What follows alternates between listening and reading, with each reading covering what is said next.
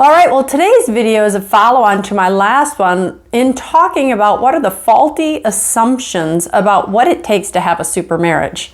As I said on my first video in this area, when I wrote my book, The Super Couple, I set out to discover what, in fact, did these extremely happily married couples have that other couples didn't. And I started out by asking them various things that I thought maybe contributed towards an extremely happy marriage. Those later proved to be the beginning of my book in the chapter called The 6 Faulty Assumptions. So today's faulty assumption, number 2, was that they learned how to be super from their parents. And I tell you, if anything was so misguided, it was this one.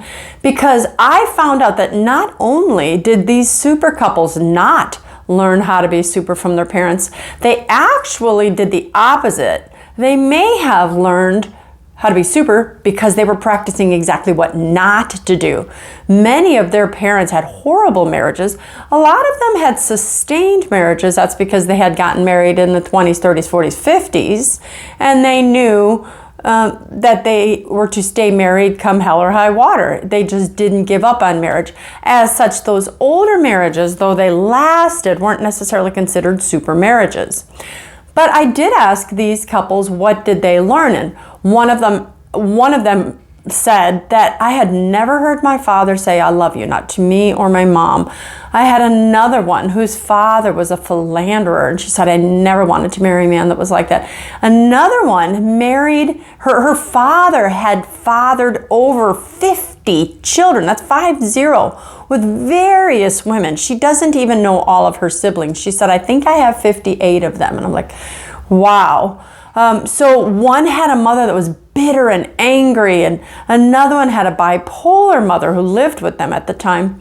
But all of these things came together to say those were traumatic in their parents' marriages. And they most certainly learned not how to be super from those parents. Now, there was one person, Larry, specifically said, "My mom used to call me fatty and idiot." And he said, "You don't do that to people you love." And I said, "So do you think you learned to love your wife more because of what your mom did?" And he said, no, I don't think so. You just don't hurt the people you love by calling them names." So while I think that he doesn't think he learned how to be super, there was at least a subconscious decision to treat his wife with kind words because of what he learned from his parents. So the only correlation I may have found, and I didn't measure it, so I can't say there was a statistical correlation, was that actually, if we had to say it, most people learned how to be super from learning what not to do from others. So we can learn from the people we watch. We can learn from our parents what to do and what not to do. And I tend to think that in these situations,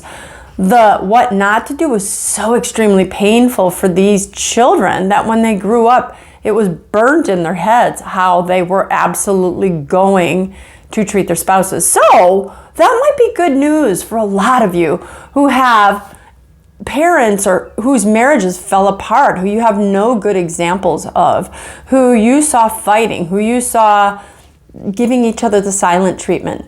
Take that actually as good news that you can learn from what they did and not do it again. Just a statistic on abuse is that 6 people who were abused will abuse actually kind of pulls into what I'm talking about. 6 out of 10 of us tend to repeat what we saw in our parents' marriages. And there's those 4 out of 10 who said not only no, but hell no, am I going to repeat what they said. So sorry if you consider that profanity. I don't. I'm just passionate because you can have a super marriage, and it doesn't matter what your heritage was. You do, however, have to make a concerted effort to stay loving to your spouse, to continue to say and do when you're angry the loving things that you would do when you're not angry, to continue to not repeat the bad patterns that you had seen. Or for those of you that came from parents who had happy marriages, you try ultra hard to repeat what they did. Maybe go home, and this is for those of you who witnessed happy marriages. Maybe go home and ask them, what is your advice for strong marriage? Did you and dad ever fight? Did you and mom ever get angry? and ask them how they handled it and sear that into your brain.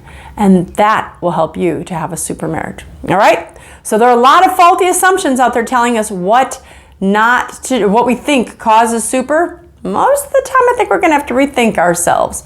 Okay? So don't worry about your family of origin. You have full control over what happens in your marriage. You have at least 50% of the control, that's for sure. So if you want any help, give me a call. You know where to find me. I'm Dr. Christine Bacon. This is Breakfast with Bacon. And I do want to remind you always to live your life sunny side up.